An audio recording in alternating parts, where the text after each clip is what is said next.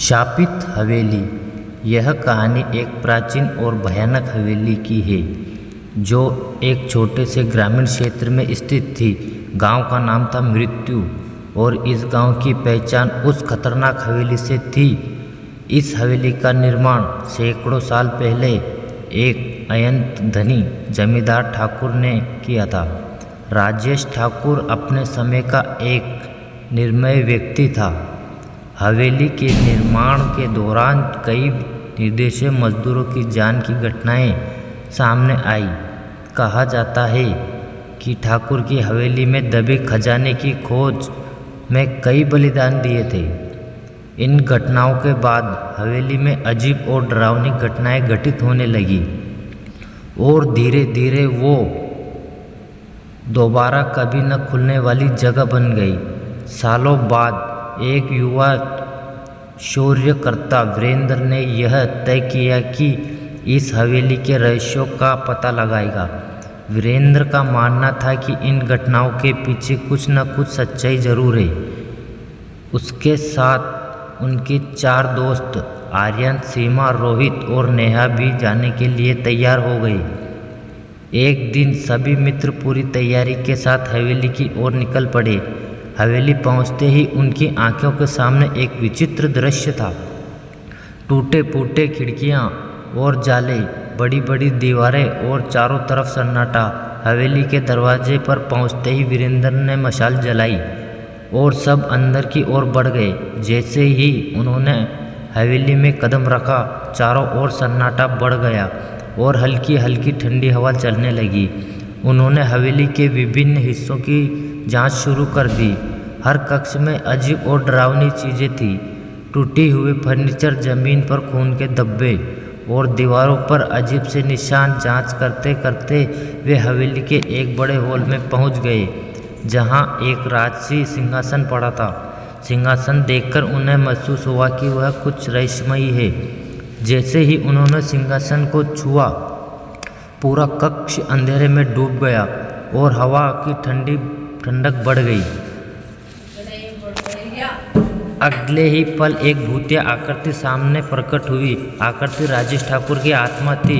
आत्मा ने क्रोधित आवाज में कहा, इस हवेली में तुम्हारा स्वागत है, लेकिन जो मेरे रहस्यों में जानने का प्रयास करेगा उसे मुझसे सामना करना पड़ेगा। वीरेंद्र और उसके दोस्त डर गए, लेकिन उन्होंने साहस दिखाया। वीरेंद्र ने आत्मा से पूछा, हम यहाँ सब सच जानने आए हैं। तुम्हें किसी विशेष कारण से शापित किया गया है।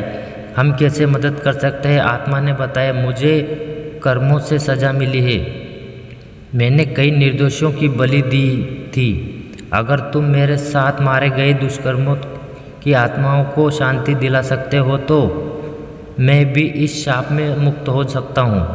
वीरेंद्र और उसके दोस्तों ने आत्मा की बात मानी और ठान लिया कि निवेश की आत्माओं का शांति दिलाने के लिए कुछ भी करेंगे। उन्होंने हवेली के तहखानों की ओर कदम बढ़ाया जहां कहा जाता है कि उन निर्दोषों की आत्माएं बंद थी।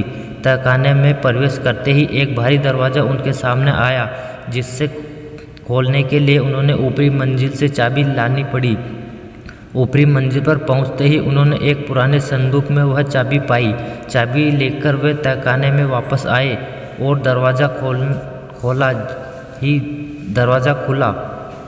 उन्होंने सामने भयानक दृश्य प्रकट हुआ। तहखाने के अंदर खून के धब्बे और सनी दीवारें, भूमि और जगह जगह हवेली के निर्माण के दौरान मारे गए मजदूरों की आत्माएं घूम रही थी।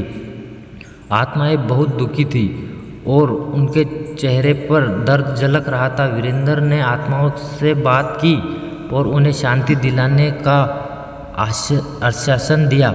वीरेंद्र और उसके दोस्तों ने आसपास के मंदिरों से पवित्र जल और मंत्र लेकर आत्माओं की शांति के लिए पूजा की। पूजा के बाद आत्माओं के चेहरे और शांति झलकने लगी और वे धीरे धीरे अदृश्य हो गए। आत्माओं की शांति प्रदान करने के बाद राजेश ठाकुर की आत्मा फिर से प्रकट हुई और कहा, तुम्हारे इस नेक काम से मुझे भी शांति मिली है।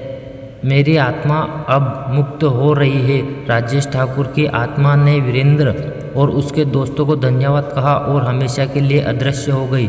हवेली से भूतिया गतिविधियां समाप्त हो गई और गांव में फिर से शांति का माहौल लौट आया। वीरेंद्र और उसके दोस्तों को साहसिकता और निष्ठा ने हवेली के रहस्यों को उजागर कर दिया और वहां की आत्माओं को शांति दिलाई। इस घटना के बाद शापित हवेली अब शांति हवेली के नाम से जानी जाने लगी है। वीरेंद्र और उसके दोस्तों की कहानी हमेशा के लिए यादगार बन गई। हेलो दोस्तों, कहानी पसंद आई हो तो लाइक कर दो और चैनल को सब्सक्राइब कर दो। Thank you.